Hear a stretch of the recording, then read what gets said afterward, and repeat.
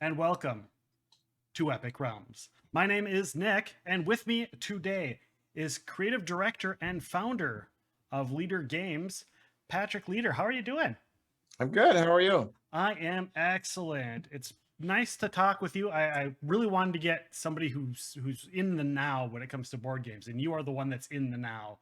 And you just released and we're doing stuff with Oath, and it's had great reviews. Obviously, you have Vast and Root, and those are all just fantastic, super popular games. And I am glad that you were able to join us today. Well, thank you. So you're welcome. when did you first get into board games? I'm assuming you were a kid and played board games. Yes. Yeah. It's funny. Cole and I talked about this today because we were talking about what the core of like what we wanted people to feel when they're playing our games. And so I talked a lot about playing games as a kid. So I'm in my 40s, and so I was gaming in the 80s, and my family wasn't wasn't a big gamer family or anything, but we played Clue and Monopoly and Sorry and things like that in Life when I was young. And right away I took Life, and like no one liked playing it because it's you just roll a die and something happens to you and you pay some money. So I started playing around with it like early, just like changing it. And then I started like making little war games with my like Legos and stuff like that. And I didn't even know what a war game was. I just was like, well, these are tanks and they roll a die to hit each other, because we played Risk. So Right. so I started doing stuff like that. And I didn't really, so like Euros was kind of like not a thing yet, but there was Survive, which I think is a Euro, and there was Acquire, which is definitely heavier than the others. So I played that. And then I bought at a garage sale a Milton Bradley game called Masterpiece, which is a art auction game that still has roll and move. You still move around a board, but then like the spaces are like start an auction or get money or sell a painting or and stuff like that to get more money. And it kind of got me thinking about it. So things really took off. I started playing D&D in junior high, maybe a little bit earlier, and because I stole my brother's copy of the basic D&D set and started playing it when he lost interest. And Car Wars, we also played a lot of Car Wars. Car Wars. I haven't heard that title in a while. Holy cow! Nice. That's That's a reference I'm going to give you bonus points for. It's shipping right now. I'm pretty excited. Yeah, we were pretty die hard. Like we'd get, it's like, we'd make friends, like I play Car Wars with them, and we would get, like 4 or 5 or 6 people, which in junior high was cool, playing Car Wars at one time. And then slowly scaled up from there. So, but then really what sank board games or made them work for me was in like 1991, 92, somewhere in there. We would used to come up to the Twin Cities. I lived in Owatonna, which is south of the Twin Cities, about an hour south, and we would come up like once every couple of months to shop at game stores because we didn't have access to a game store. And then on the way up, we were talking about what do we do when everyone can't show up for a role-playing game and we have to blow a session. So I bought Cosmic Encounter from Mayfair, which was kind of the only board game in the shop at that time, and brought that edition home and played the hell out of it. My senior year of high school, I would say I averaged 2 games of Cosmic Encounter a day. Wow. So yeah, maybe 1 a day, but like there were some days we'd play a lot, and then if I was working we wouldn't play, but yeah, after school. So did that kind of stuff interfere with real, with your real life stuff with school and things like that? Yes. Did it affect grades or like skip school to play board games and role playing? I wasn't the best student. We never skip, but we would just get together after school and play a couple of games. And then Richard Garfield put out Magic around that time, and then I didn't play Magic, but I was following him, and then he made Robo Rally, which is another great game. So those are basically my first 2 board games that I owned. And yeah, gotta love Robo Rally. Yeah, I really like it. I think the new boards are a little milk toast compared to the older ones are just brutal. And I Right. like one of my birthdays in college, like probably my second year of college, we played 8 players on. We just were like, well, we'll play a quick game where we're at like 11 p.m.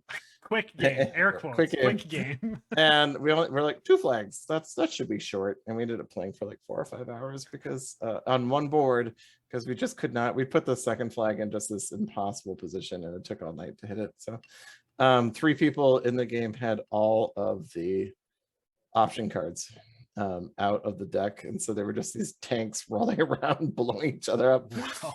And I happened to get the arm that lets you tag from another space. Yeah. And I was like, I won because of that. And I'm like, wow, what a miracle I got that into the game before everyone was just churned to death by these robots with all the features. So yeah, but then like in 95, 96, somewhere in there, 97, I had a friend who studied abroad in Austria or Germany, I can't remember which.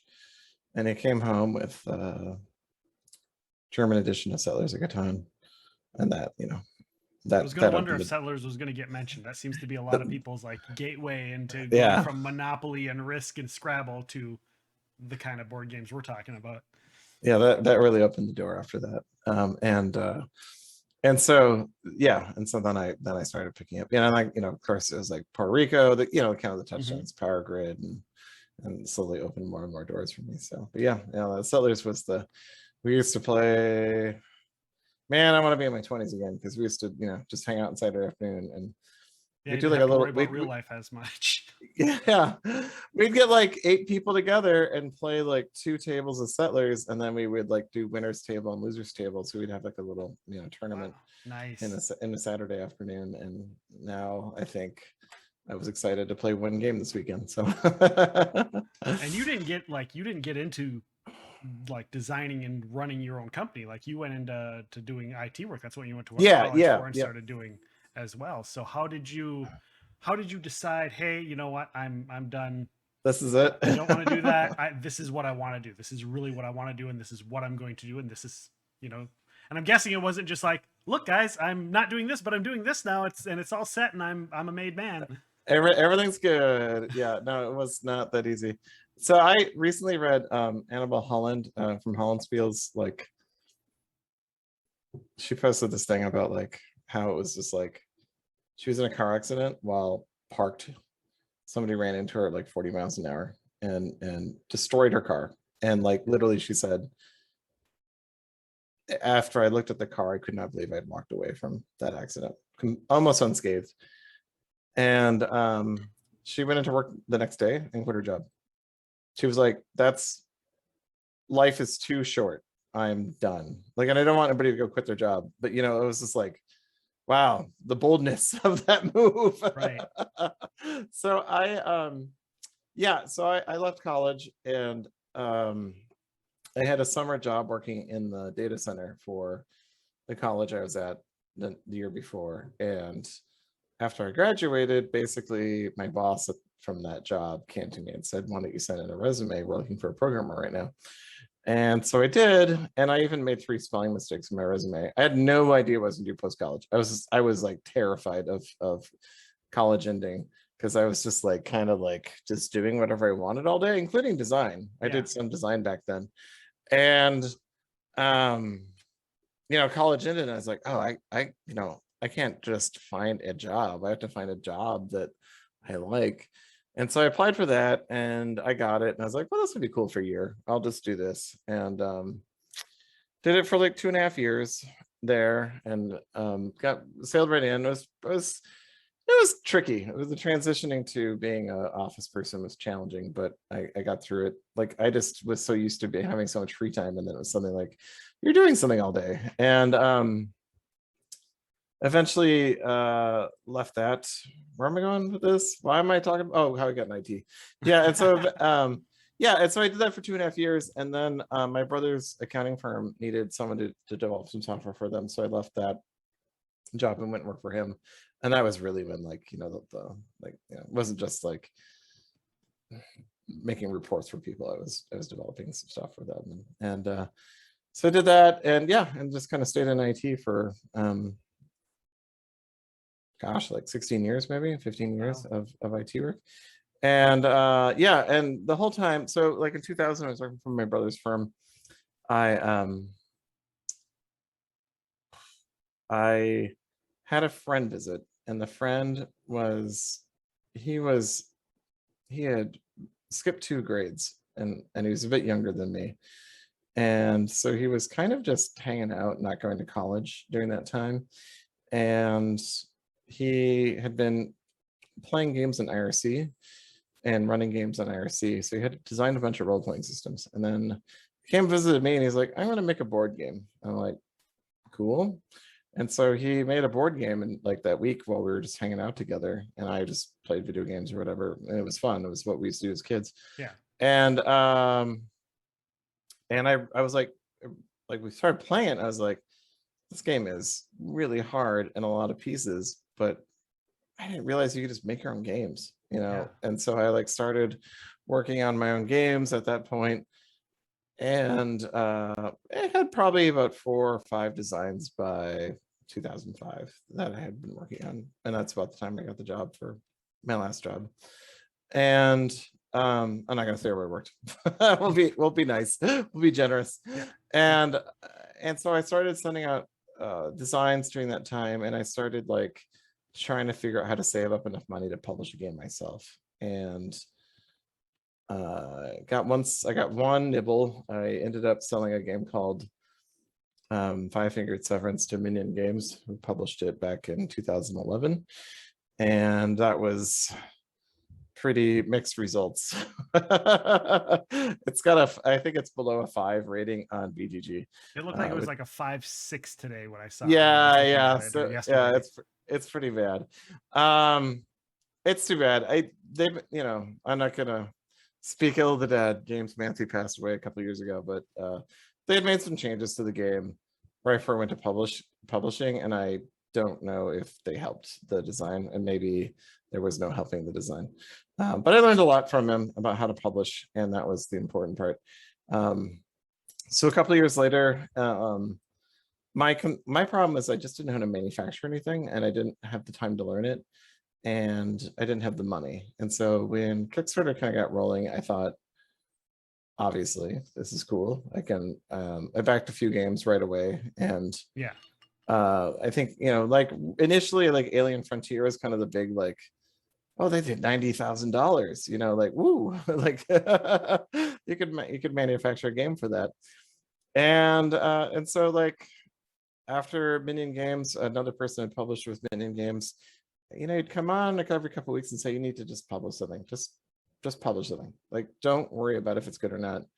Just start publishing and learn how to do it. And I was like, well, I really want a game that's gonna make a, you know, land well. So Right. so right around that time, I had my wedding. At my wedding, I designed a game that was handed out at the wedding to the guests. It was too expensive to make for everybody, so there's only a few copies of that game. And that was Trick or Treat. And Trick or Treat, I kickstarted. Boy, was that 2013? I want to say somewhere in there. And well, I should have 2011 this. is what Board Game Geek has it listed as. 2011 Oh for Trick or Treat. no! But it's not like they're always right. Yeah, no, that's well, I mean, I put it on there. It was at my wedding in 2011, so that part's got to be right. I'm just wondering the Kickstarter was.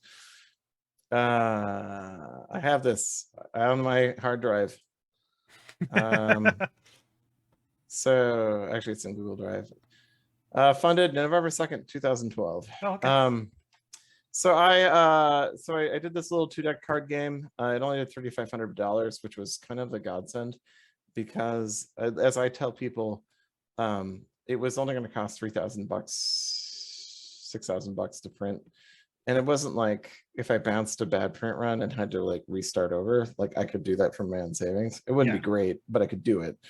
And at the time my wife was working, and we were making pretty good money between the two of us. So it wasn't like I was like super panicked about it. And it came out perfect anyway. Like there's literally been I've never received a comment that like I need to replace this or how can I replace this deck because there's a mistake. Like it That's just, always a good thing to have. yeah, the quality control is really good where we printed, and the game itself is fine. And it, it's a double deck card game about trick-or-treating, so it is spectacular, but it really allowed me to learn the process of printing, of selling, talking to distributors, which I don't think I ever went into distribution, but at least I like started making those connections, Right. and how to get the games into retail, and just to be like, just to know how to ask for money and how to know to go to a retailer and say, I want you to buy this thing to sell in your store. Yeah. All started to come together.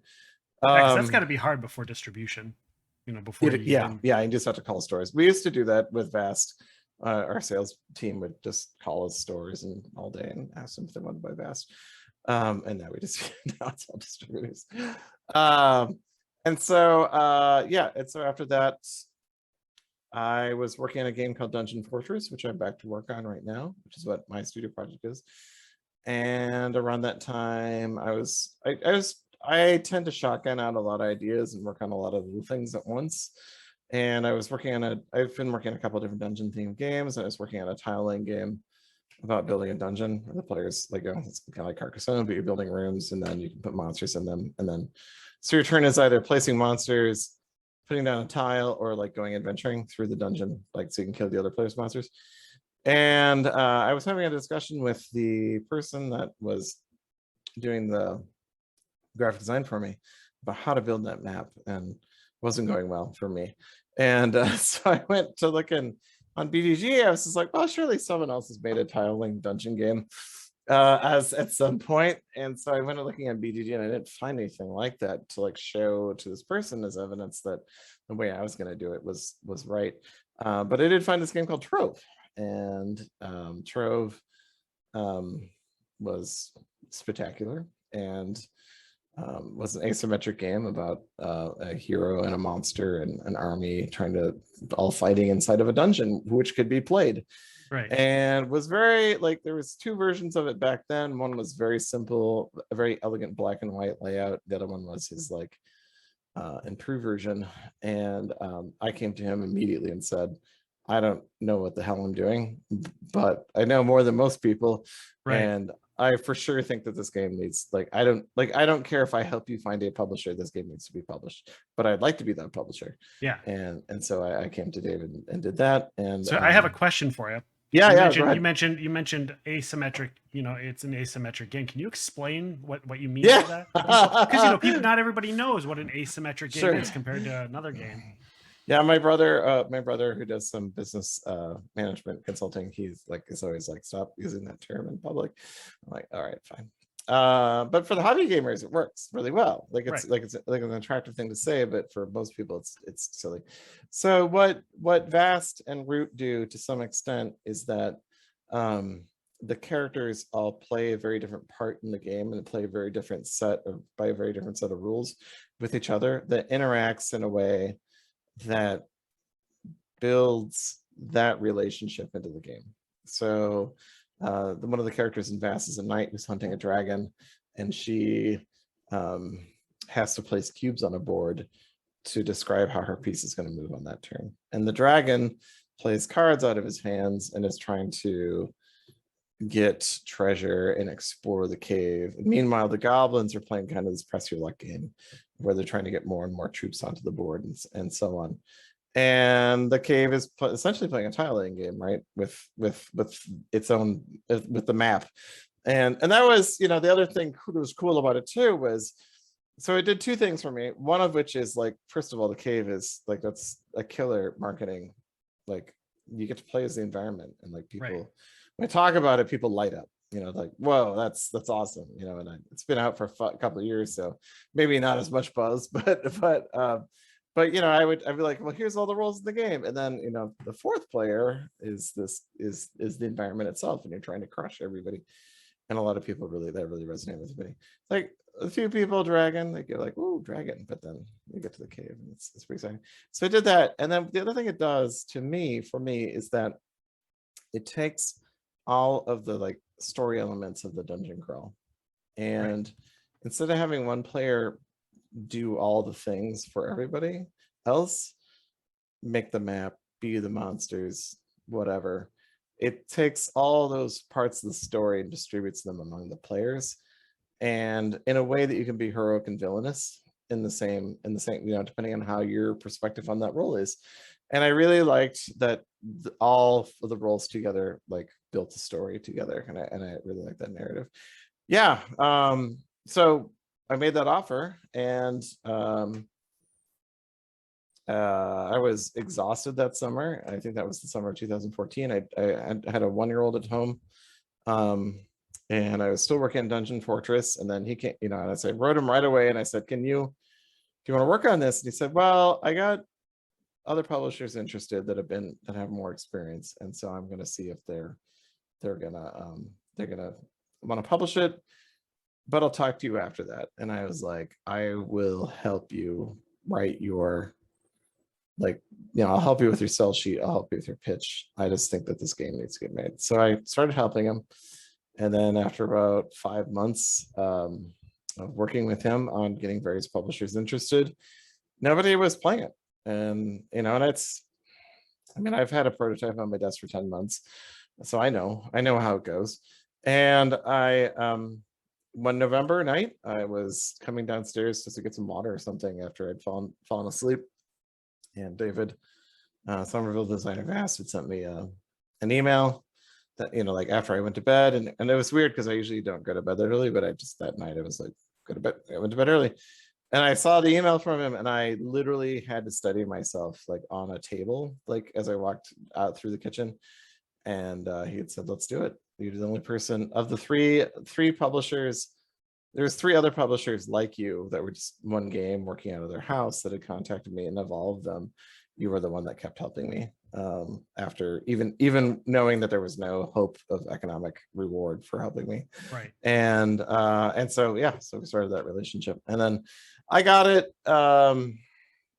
It's hard to say. Sometimes I regret changing it. The design he handed me, his revised version, was a little bit too complicated, but sometimes I look at the original black and white version of it, and I think, is there just a very elegant, simple Euro version of Vast that could have been done?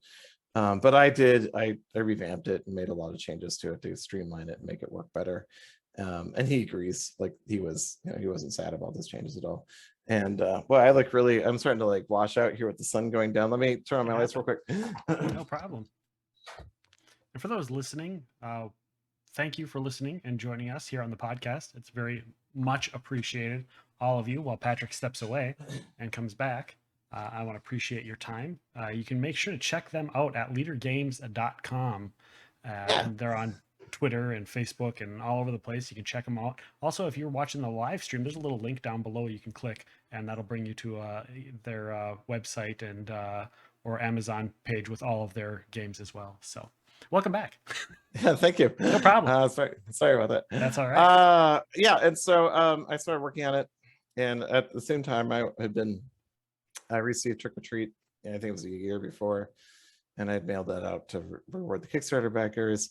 And so we were just I was still going to work, and about once a week I would have to assemble an order at my desk at work over lunch and put it in the mailbox downstairs from my office. And so I was still selling Trick or Treats pretty regularly. And we just I was starting to get more and more serious about game design, and I was working on Vast, and wasn't doing super well at work anymore. Right. So you had already started the company, basically, right? Then? Yeah, totally. And so you were burning your candle at both ends, trying to do the board game thing and work at your job. And obviously one was more of a passion than the other. Yeah, and I would I remember getting to Sunday night, and my wife would go to bed around 9, and I would stay up until 1. Just I was I gotta get all the design I can get done every Sunday night, and I'd work on it. And and it was getting tough. And I was working, I was working on a couple projects, and then Vast came in, and I was working on that. And so February of 2015, or maybe March 2015, it's getting a little blurry in my mind now. That's what age happens to us. Yeah, and age and time. And I yeah, we had a conversation where I was working, and they were like, maybe your passion doesn't lie here anymore. And it's a nice way to put it. Right.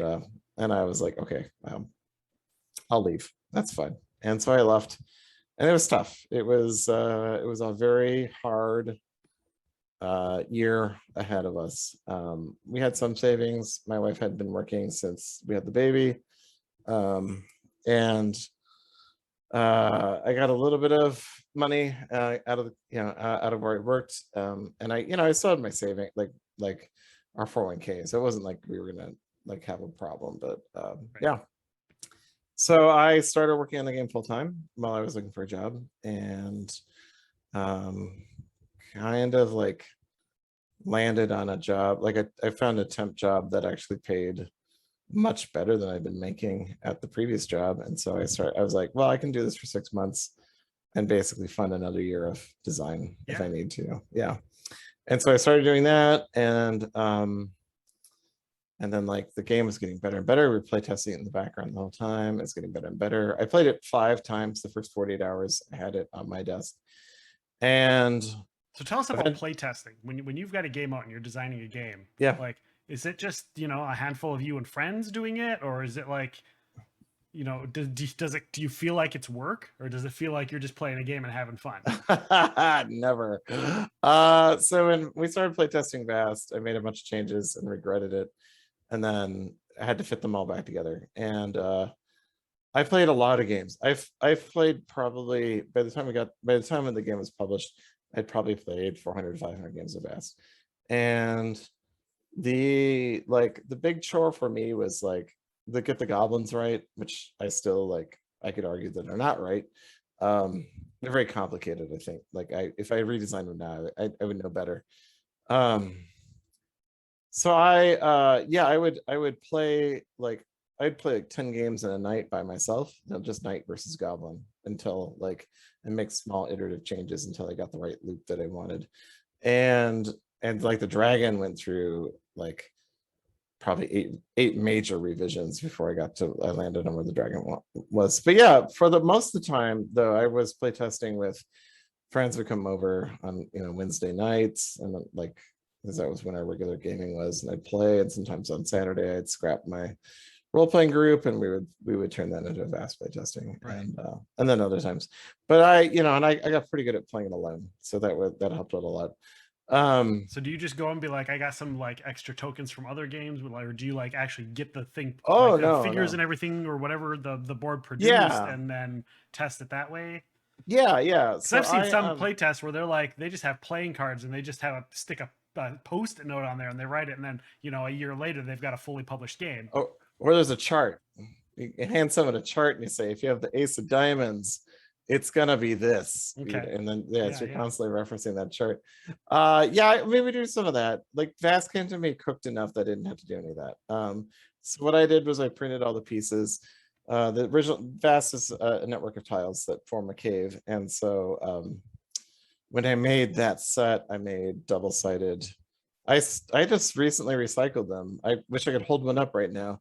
I just printed, two-sided You should paper. sign them and sell them on Etsy or something. Yeah. Original prototype items for collectors. And I stapled them together, and they were awful. And then they slowly got better and better. Like the next time I made a full map, I put it on cardboard. The next time for Gen Con, when I went to Gen Con to promote it back in 2015, I put it on foam core, and I was cutting the foam core tiles out at like 3 a.m, like the Wednesday of Gen Con. And then we got in a car and drove to Gen Con, and then I was playing it the next day, and I feel so bad because the table I played it on was in the Indie Game Alliance booth, and it was one of those fancy, like the table was there to like demo, and it was one of those fancy gaming top table, the tables you put on your dining room table or whatever, to have a little tray, and the felt and the foam core kept leaking little bits of styrofoam all over the felt. So it's like I was like, oh, I'm sorry. And the guy kept coming over and vacuuming it in front of, like, staring daggers at me while he's vacuuming it. And you just tell him you had job security because of you, or yeah, that's right. Yeah. So Yeah, and that was kind of a funny part of the story is I got that job, and then I was like immediately like their contract job, and immediately turned around and I was like, I gotta go to Gen Con to sell this thing I'm trying to sell. Yeah, so playtesting, yeah, you just get a bunch of people together, you write feedback, you make changes. I'm probably not the most disciplined person about feedback. I know that Cole sometimes can set up a whole rubric for himself and then study like reports as they come in. And then I just slowly started expanding that group. I started going to the Source, which is our local game store, and I suppose maybe not local to you, and started going to the Source to play test. I started sending out sets to play test with, and started getting more feedback. The problem with playtesting a game like Vast remotely is that it was changing so fast that by the time I got a copy to somebody, it may not be useful anymore because it may have changed. So I was a bit of frustration with that, and I've learned some discipline there now. Yeah, so so Vast was kind of like the building blocks for the rest of oh yeah, how you were yeah, going to do stuff down the road. yeah, Like yeah, you went through the gamut. It wasn't easy to go through that. A lot of people don't get that it's not easy just to whip up a to come up with the idea of a board game, but B, to actually put it together, even if you don't plan on publishing it. Like there's trials that you have to go through. Yeah, yeah. And the fact that you're working at a job made it like just extra complicated. Right. So I that September 2015, I walked into my boss's office. Unfortunately, just as I was starting to get used to the money of that contract job and thinking I could do this all year, that's fine. This could be my job. And it was paying a lot. It was a 6-figure number if you stretched it out over a year. And but fortunately the company got sold, and it was gone. And Wow. so I mean I feel bad saying it that way because a lot of people didn't keep their jobs, but the job wasn't fun to work after the company got sold. And so I started to really hate it. And then finally in September I walked in and I said, I have been working on this project for over a year. I'd like to kickstart it. I'm gonna go take a couple of days off and get this thing started. I don't know what it's going to require of me. I might be back tomorrow. I might be back Monday. And my boss is like, nothing I can do about it. See you later. And I literally went downstairs. It was in a 20-story office building. I literally went down to the second floor of the office building, onto the Skyway, and went to a Caribou Coffee, like the coffee shop in the cities, and just like walked in, set my computer up, and started the Kickstarter. Nice. Yeah, it was pretty crazy. I pushed go and I started crying because I was just like, what do I do now? Right, you just watch it and hope that you watch it and you hope. And we made $3,000 like in 10 minutes, and I was like, wow, this is pretty awesome. Did you have videos on that, or just pictures, or what did you do for your oh yeah we had a video on the first one. Okay. I hired a professional voice actor Nice. who narrated it, and then who made the video itself? I think my brother-in-law was doing some of my graphic design, so he just put together the video from clip stills of it. It's steadily gotten better. I don't really spend a lot of time, and I don't like, maybe I should be more thoughtful about it, but we don't spend a lot of time on our money on our videos because right. Well, I just wasn't sure what what you barely did watch them for your first Kickstarter. yeah. Some people it's just like here's a me with my not even cell phone back then. I mean, some people I guess might have had really expensive cell phones, but yeah, the VHS, digital camcorders or whatever. No, we just did it in After Effects with images from the game. And it funded, I actually did go back to work the next day because I was like, well, I actually need money. And it funded like sometime that afternoon. And again, I was just sitting at my desk and I felt so relieved. I just started crying. Like I was in the middle of the bay with all the other programmers. I was just sitting at my desk weeping. Right. And it took off from there. So I eventually quit that job. Like I was like, I got to the end of it and I was like, well, I gotta go work on this Kickstarter now. And it was hard. I got a lot of concern from my family. They were like, this isn't a ton of money to live on if you still gotta produce this thing. And I was like, I gotta do it. And then we bounced So I'd take one more contract job, and then I did that for 4 or 5 months, and that was great because at some point they were like, "We need to cut your hours," and I was like, "Awesome!" Great. I Yay. yeah, and I was like, "I'll tell you what, I'll do one better. I will still come in and sit here." It was a tech support job, and they're like, "If you need me, I'll bill you for that time. Otherwise, I'm going to use this office the rest of the week." And they were like, "That's fine." So I started using that office to work out of. Nice. Yeah, and Well, then eventually that's that, a landfall right there, to have an office to work out of. yeah, And if they need you, then you work. And if they yeah, don't need you, then you just get to use the. You, they should have been charging you to use the office. it's the office. And so then I did that for a while, and then eventually I got to the point where like, um, I was working so much that my parents had kind of resisted me quitting my job the first time.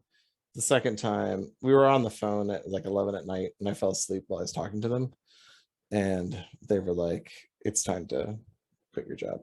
Like Right. it's time to go back and do this." And it's some. I mean, even within a month of me quitting that job, I ended up having to hire people because I was Yeah. like, I'm really overwhelmed right now. So that was that second job was during the second Kickstarter. I ran the second Kickstarter for Vast during it because we did like the kind of the reprint thing. And how many expansions does Vast have So it has now at this point?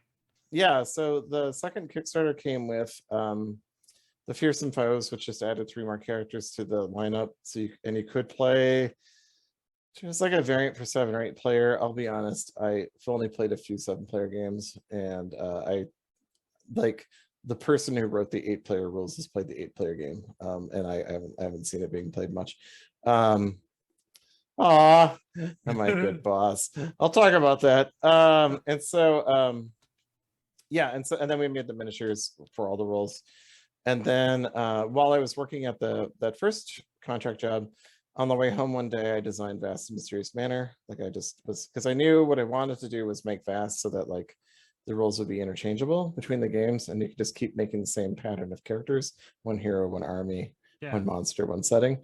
And I could keep doing that. And I actually have a diagram in my notes of like 8 Vast titles, which obviously we're not going to see at this point, but if it had sold a lot better, we would be seeing them. But it did well, but it didn't do that well. And then was Root your next game then after that? Yeah, after that was Root. Yeah, so Vast and Mysterious Manner will be published later. And then that has an expansion too. Yeah, so Root, we came back from a Gen Con, and like kind of our second year after like the Vast was published, and the release of Vast at Gen Con, like we had printed 5,000 in the first run, and we sold 500 at that Gen Con. And then we got a nod from Tom Vassell on stage during the live broadcast that they do during the show. Okay. And I put 500 on my website to sell, and those were basically gone by Wednesday after the show. So I sold a fifth of the print run in about a week because of Gen Con, and it was direct sales, so I've made a lot of money on them. Yeah, so we brought Vast the next show. We were working on other games, but we didn't have anything really to show for it, and it was a little embarrassing, frankly, because I got to that show, and I was like, I haven't done anything last year. I've been selling this stuff again, right? And doing that second print run work, and so I showed off the new roles from Fearsome Foes, which was because I was doing the second Vast Kickstarter. But we got back from that show, and we were like, well, what do we do now? And around that time, I was bringing Cole on to develop some other things, and he's like, I'm going to take a swing at this design. And we started talking about that design and started working on the design for Root. And he, probably that was the fastest I've ever done anything in my life. We went from the end of Gen Con with basically having just kind of a sliver of a game that we'd been working on to kickstarting it that October, which is unheard of. And frankly, like maybe the company secret is that was kind of a stone cold bluff, because we were pretty far into the design, but we weren't as finished as we are now. Like I have scrapped games since then that were more finished than Root was when it was being kickstarted. So as Cole likes to remind me, and I frankly probably I would say Arcs is further along than Root was when it was kickstarted, and then for sure for sure my game, Dungeon Fortress, is further along. So so it was a little scary, but we got through. We're a little bit late, right? I think we were a couple months late getting it to market. And But it was popular. yeah, it was crazy. Like, did that, was kept that us going. Was that Yeah. something that was just exciting for you guys? Yeah, it was pretty amazing. So we ran that Kickstarter in the fall, like in October of, I think that was 2017. I want to say, maybe, I mean, I have the chart open, I can just look again. So yep, Root ended November 21st, 2017. We got it to the printer very quickly after that, and they arrived in time for us to ship and then still sell at Gen Con. And I was literally like, in fact, this shoulder still hurts to this day when I do this motion. Little PT probably back then would have been a good idea. And I've re-injured it with a repetitive motion injury, but we were there in the warehouse July of that July, right before Gen Con, because August, it's like the beginning of August. And that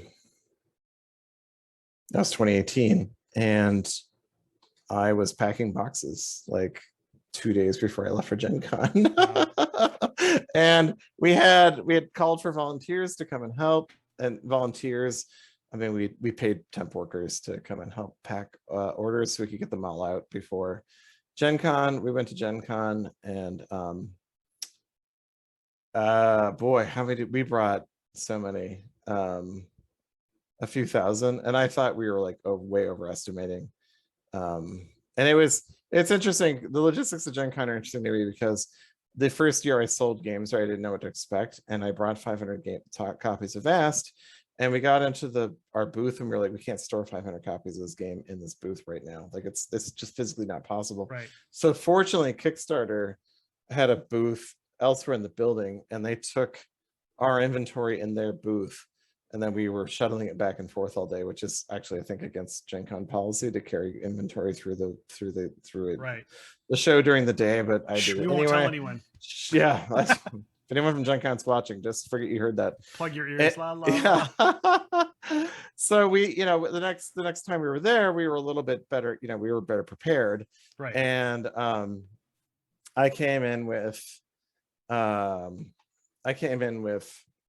we came in with thousands, and Right. they were in a truck, and the truck was docked at because you can rent.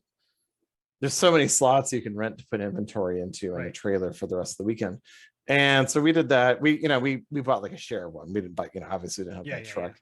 Yeah. And so we were unloading every day. And that first day, there was a lot of buzz because of when we shipped it, people were getting it. They're talking about it on BGG and how exciting it was. And I have video of a line that is a 1/4 mile long going out the back of our booth and snaking around the auditorium. And so that first day, so we must have brought 2,000 because we made 120,000 over the whole show, which is pays for the show. Okay. And that first hour though, we sold probably 500. And I mean, it was literally, we had 4 cash registers open, and we were just selling constantly for the first hour or 2 of the show. And that's and we good. sold, I mean, yep. Considering, for just before Vast, you were like, gosh, I'm working the 2 jobs. I don't know if we're going to make this, and then you're like 4 registers at Gen Con, and you're just like shucking out content left and right. That's got to be crazy. It was pretty good. So after Root, you did Fort after Root, right? No, we did Vast the Mysterious Manor after Root. Is that an expansion, or is that a separate it's its own standalone, and they can expand Vast the Crystal Caverns. So like that outline I was talking about, it's the second one on that outline. Gotcha. And it did okay. We did like 500,000, 600,000 on Kickstarter. And the second Vast campaign actually did quite well too. It's weird because if you compare the numbers to Root, like there actually was a similar amount of cash after you added in backer kit and things like that. But so the first Root campaign, the second Root campaign was bananas. So we did Vast and Mysterious Manor, and then we did a second Kickstarter for the Root expansion, the one Underworld, and then we did Oath, and during Oath we were doing Fort with and we didn't kickstart Oath, we just self-published it. Or, Yeah. I'm sorry, Fort, did I say Fort? Yeah, Fort we just self-published. Okay. We provided the funds for it, And and that's then we like, took and if I'm not mistaken, correct me if I'm wrong, but from what I understand, you're building a fort, right? yeah. You're building, I mean, it's a little bit more abstract than that, but yeah, you're a bunch of kids living in a neighborhood and you're building forts with you build a deck, and then the deck helps you build a fort. Yeah, and that's just fun.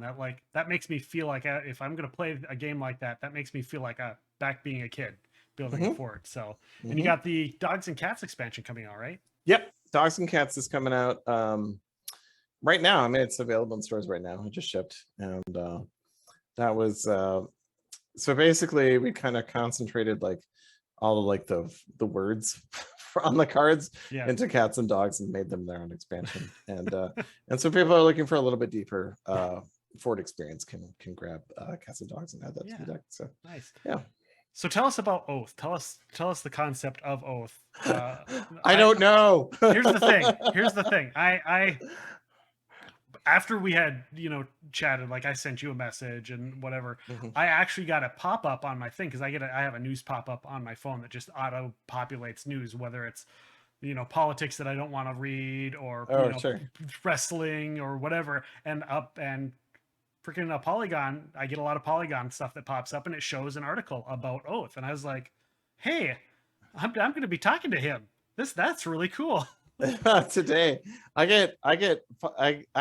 it's great when I get my own feed is like Patrick Leader said blah blah blah, or Cole Worley says blah blah blah, and I'm like, wow, that's awesome. Yeah, so Oath is an interesting there's a conversation that Cole and I had coming back from that crazy Gen Con, and we were in the front seat of the car.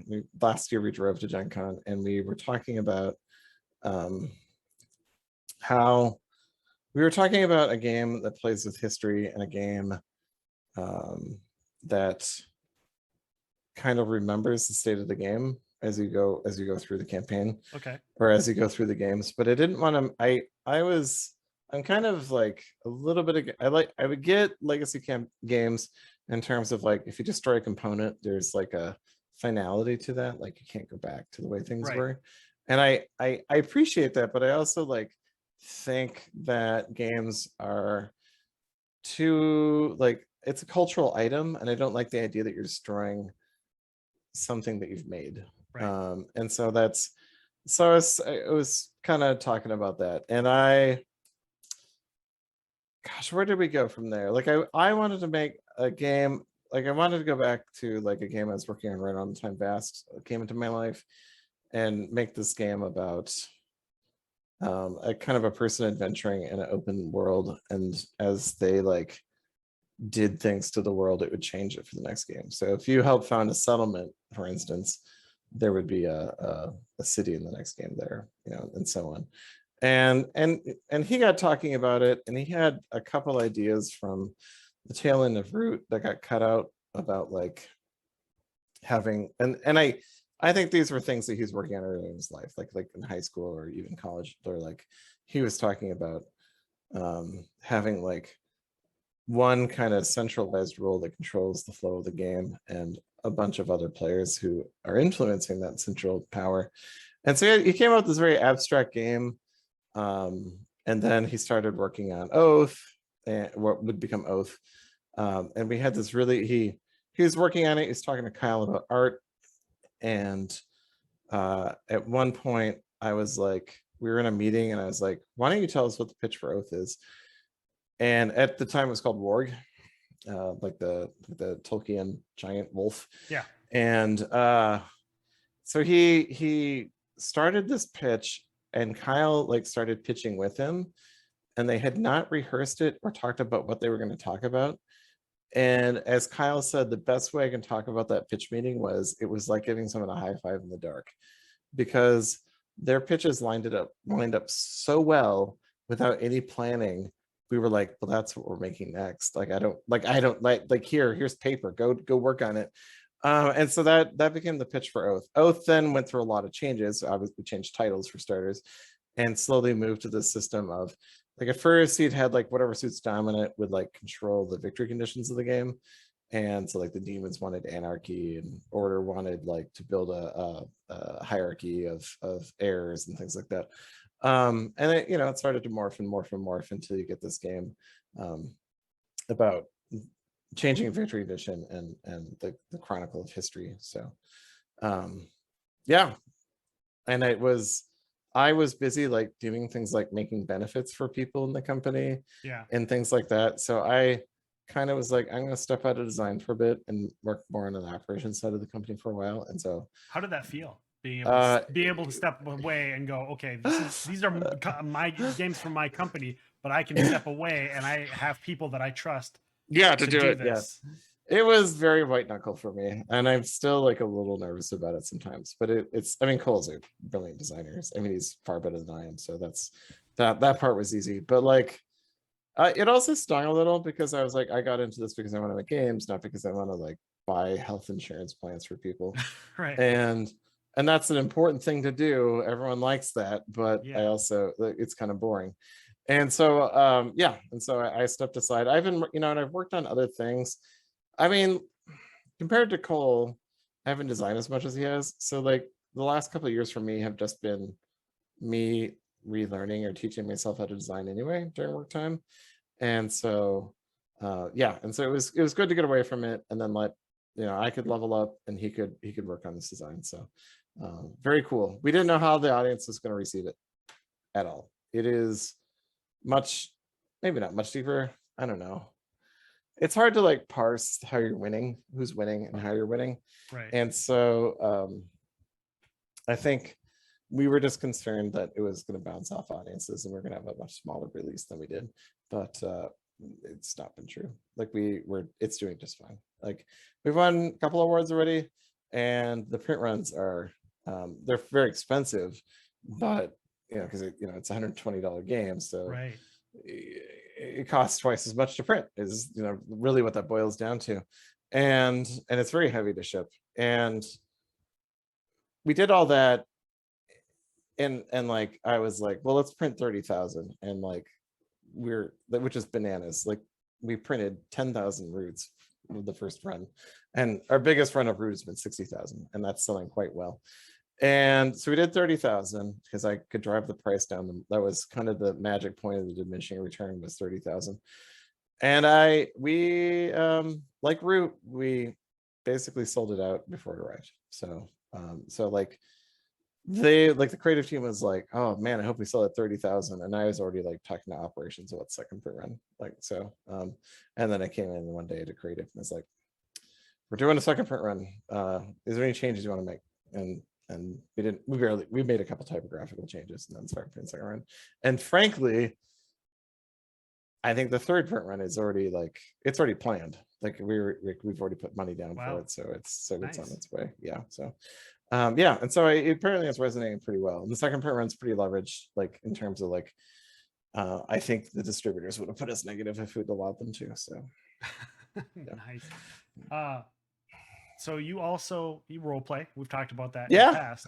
How did you feel about having Root, the role playing game? You did a little collaboration with Magpie. Mark Magpie Truman and oh my god, I'm Magpie. Yeah, Magpie. It is Magpie. Yep. Okay. Yep. Tell us about saying, hey, we got our own role playing system after growing up role playing. So I still play D&D or something weekly, and I'm still really into role playing as a diversion. And quick, before you answer that, do you prefer to be a GM or a player? I DM for life. Yeah. All right. So yeah. So I've question I ask when I find someone who role plays is like GM or player. I have been, so the last couple of years I've abdicated most responsibility. I was running Eyes of the Stone Thief for 13th Age, and then when that ended, I said, you know, the company's so big now, and I have another kid, I'm gonna let someone else DM for a bit. So yeah, right now I'm playing a D&D game I'm not running, which is relaxing, and I'm not playing a spellcaster, which is also like, I'm like, sweet, it's my turn. I just roll the die, say I'm gonna hit something. and then I get to role play like between combat, and I'm really into it. I'm just playing a straight up Nice. fighter. It's funny because we haven't had a straight up fighter in that group for a while, and people are always like, "Man, you hit really hard." I'm like, "Yeah, that's What like the point fighters of this do. class." Yeah, like, then they're like, "I cast a spell and it'll do this." I'm like, "Yeah, but this is the purpose of my character." I cast sword and it hits you in the forehead. And it hits you and it kills you. And then I'm playing on a friend's homebrew campaign that's been going for almost 5 years. We put on hiatus because of COVID, Yeah. and we recently got back together. And we're like one session away from the end of a 5-year campaign, so Okay. that's been pretty exciting. So Yeah, Root so role-playing. yeah, Root role playing. I promise I won't Boy, take you off track again. no, that's fine. So how did I even meet them? Boy, they came to me, I think, and a couple of companies came to me, and people kept saying, "Can you make a role-playing game in this environment?" And I was like, I would love to write a role-playing game. Me personally, that'd be fun. I'd like to do Right. that. Maybe that's how I'll retire. But I was just like, I don't have the writing. I no longer have the writing chops. I wrote a lot in my 20s. I was like, I don't have that writing skill anymore. So I'm not going to be able to write a setting book for Root. Like, that's just not going to happen. And I have a couple ideas for role-playing games I'd like to make anyway. So like, if I was going to work on a role-playing game, I'd rather work on this. Right. So I kind of shopped it around a bit and found Magpie, who was interested in working on it, and I was impressed with their work. They sent me a sample of, they basically sent me one of our Root books in their catalog, and I like their work. And I knew that they're going to go in kind of a Powered by the Apocalypse direction, which I think was hot at the time, and still is doing pretty well. And so then they started working on it. We've had a couple meetings between him and I since then, and then him and Cole meet pretty frequently and talk about Root. And yeah, they just started working on it, and I was pretty hands off. We just get a royalty from them, and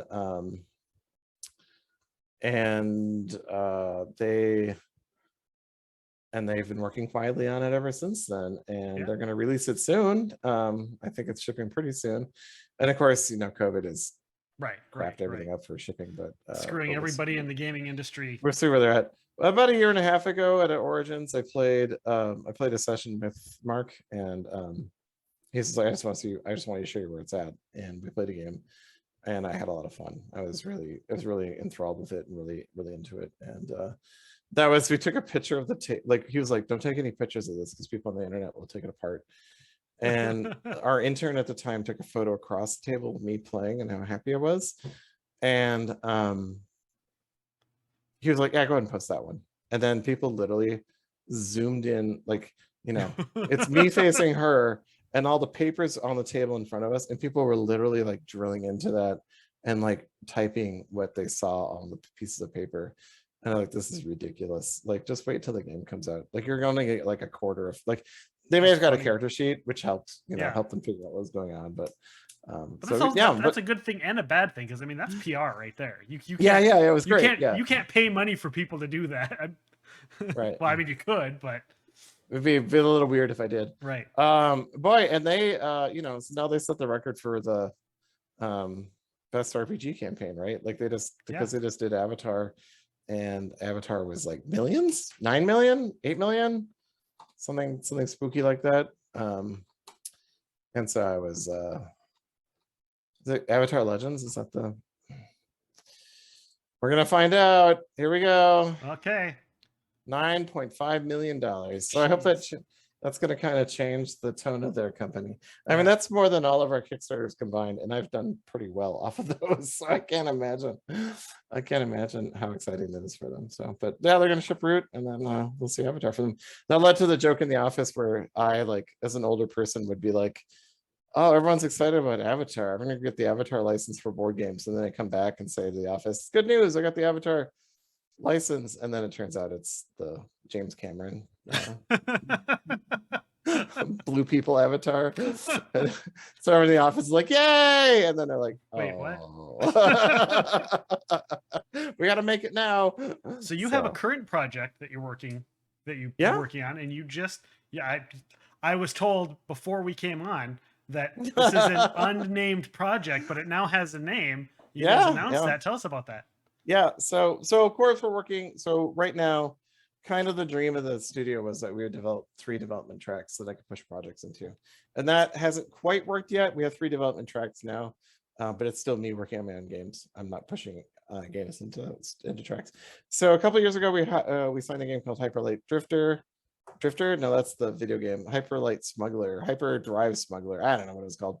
And that game has been like, the guy who sold it to us was like, no, I don't care what you do with the theme. I'm not connected to the space thing. And I was like, well, kind of colonized logic was, if we're going to work on the space game coming up, then we either have to make it in the same setting or do something original with it. And we had a long discussion about what we were going to do, and we settled on Ahoy, which is, so now it's kind of piratey themed, and it was piratey anyway, because one or two of the players are smuggling.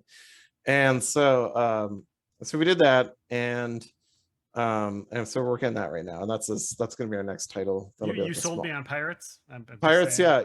Well, it's better yet, because the pirates are like mollusks, like they're animals, so it's pretty cool. I'm pretty excited, but it's a little diesel punk, a little post-apocalyptic, so I'm pretty excited about it. I played it today, and that'll be like a $40 game, I think, when it comes out pretty soon. And then and so then last summer, so summer 2020, like during the pandemic, I was working on, or right before the pandemic, I was working on a space game called Voidlitch, which was going to be this kind of narrative 4X game where the players are all fighting against this alien power in the center of the map, and who's died, like their emperor has died, and so the kind of the galactic government has fallen apart, and the players are fighting each other now for control of the galaxy. And it just didn't quite land with the creative team, and so Cole said, can I take a swing at this theme, because I'd written like 20 pages of world building for it, and I was like, yeah, go right ahead. And so we kind of worked on, at first we're going to work together on it, and then he just kind of took off with it. I couldn't keep up with him, so I went to work on other projects. Kyle brought me a project that I started working on that was just gonna be a fighting game. I might come back to it, but I didn't land that either. See, I just needed more experience. And so Cole took off with this game, and it slowly got less and less Voidlitch and more Cole's space game. And so then we decided to retheme it to arcs and work on it since then. So he's working on a 3 to 4 player, kind of in the, it'll be simpler than Root. It'll be easier to play than Root, but the asymmetry comes out during the gameplay. So the players will kind of all start as the same sort of space empire, and then when you finish a game, you set up for the next game, and that'll be like your species will change some way, your nation will change some way, and then you might become the emperor of the galaxy and play kind of a chancellor style role in the next game. You can retreat onto a ship, and your society can just be flying in space. And so and then different plot elements will open up between the games. And so kind of the goal is to play like a three game arc of arcs, where you play through a small story together. Okay. And that's what he announced today. So nice. we got into the office this morning, and he was like, I think today's the day. We started talking about it publicly, and I was like, all right, go right ahead and start talking about it. That's awesome. Well, I don't want to say people heard it here first, but we're on the list of one of the first few. Yeah, for sure. And so we're gonna shoot for that size of box, a $60 game. And, okay. And then what's happened, the fate of Voidlitch then is either I will eventually split off and make a different 4X game, space game, which doesn't sound very appealing right now, since we have this. His design's very good. So I think what we might do is there are campaigns that are like story packs that you can open up, and I think Voidlitch will just be tagged on as like the first of those campaigns. Oh, okay. So we'll change the content to fit how Arcs works, and then we'll kind of from there. So. And then long term, I'm working on, for the next year, I'll be working on Dungeon Fortress, which is a game I returned to from earlier. Like I said, this summer, I just came in with a game Kyle pitched to me, and I tried to get that to work. I tried a different slant on it. I couldn't get that to work. And then I was like, I'm running into a lot of concepts from this game I was working on before I met David, Dungeon Fortress. And so I was like, I'm just going to prototype it quick one day and see if people like it. And it was much better received in the office. So I was like, well, I guess this is what we're working on. Okay. So yeah. What you got any other events or locations that you're going to be seeing at? Like, yeah, obviously, I think you guys did Gen Con, and No, we did not. you did We not did do not. Gen Yeah, Con. we did not because of COVID. We just didn't at the time we were making that decision. I didn't want to do it. And I think it seems to me that Gen Con turned out to be pretty safe. I haven't heard any. I haven't heard anything either. I I just haven't remember, I heard thought I anybody heard COVID. something about people. You know, people were excited about the game at Gen Con, so I just assumed you guys were there. Yeah. No, we weren't there. And I missed it. I was very sad I didn't go. And then we didn't go to Origins. I think we're gonna go to PAX Unplugged at this point. We'll see what becomes of that. I still just like if anybody in my company got COVID, I just feel so bad. So Right. Yeah, you don't want we to. haven't been planning on traveling. Yeah, so that'll be that. I'll probably do the local conventions this spring. Okay. And get back to doing that. We do maintain a TTS set of all of our games, so you can play on Tabletop Simulator. Recently just got updated. It's the new one's really cool. The new root set on TTS. You can And you guys play are one on, of you're 50 mobile fan and stuff factions. too, right? What's that? Tabletop Simulator, but the like root I think is on mobile. Yeah. There's an app version. Yeah, should be playing that. Yeah, it's a little bit. It's like just through the outers right now. Okay. So, but they're working on the rest of the factions right now, and we've sent them an advanced copy of Marauder so they can start working on the hirelings and the ad set. Yeah. And maybe for the stream, maybe we can get you and some people back and we can play some Tabletop Oh, Simulator live that'd be cool. on our stream and people Yeah, can see how it works on there. That'd be kind of fun. I finally made peace with Tabletop Simulator. That's good. That is good. You are at Leader Games for your company, and you are at Patrick Leader on Twitter. Yep. You guys have presences everywhere. You're on Instagram. You're on Facebook. I even saw you have a TikTok page with a fun little video on there that I saw. I was watching. So, I mean, you guys are everywhere. Yeah. Leadergames.com is your website, or www. I suppose would be, you know, old school when we have to say that there's a www in front of it. That's when we're dating ourselves. I'd like to thank you for joining us. It was fun to chat about your games, and those who are here for the live stream, stick around. We're going to answer some questions live on the stream. If you have any, feel free to throw them in now. So Patrick, thanks for joining us, and thanks for chatting with us. You're welcome, and thank you. Yeah, no problem. Much appreciated. Everybody who's listening, we do have some other podcast episodes and guests coming up, of course. October 18th, we'll be interviewing Jeff Tidball. He works with Atlas Games, and he just purchased Prolific Games as well recently, and we'll talk all about that. November 1st, we have well-known author of multiple series, Kevin Hearn, will be joining us November 1st, and November 15th, Owen Casey Stevens will be joining us. So make sure to stick around and join us for those episodes. They're going to be awesome, and I'm very excited for all of them. So true story. I interned for Jeff. Did you? Yeah, a long time ago. Nice. That's awesome. Yeah. So thank you, everybody, and have yourselves a great night. Thank you for joining us right here on Epic Realms.